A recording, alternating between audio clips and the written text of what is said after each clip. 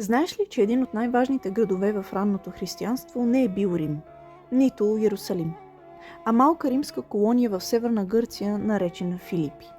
Само на 3 часа път от София, град Филипи е основан през 356 година преди Христа от цар Филип II Македонски, бащата на Александър Велики.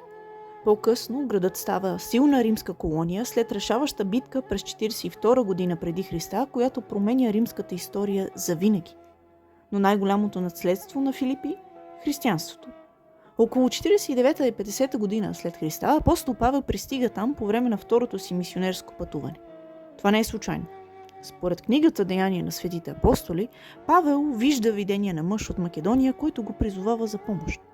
Така Филипи става първата християнска общност в Европа. Там апостол Павел среща Лидия, търговка на пурпур.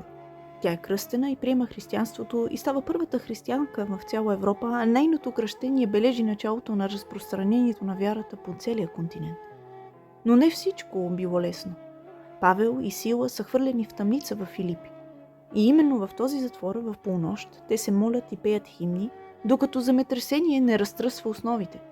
Вратите се отварят, оковите падат, а тъмничарият, станал свидетел на чудото, приема вярата и се кръщава заедно с целия си дом.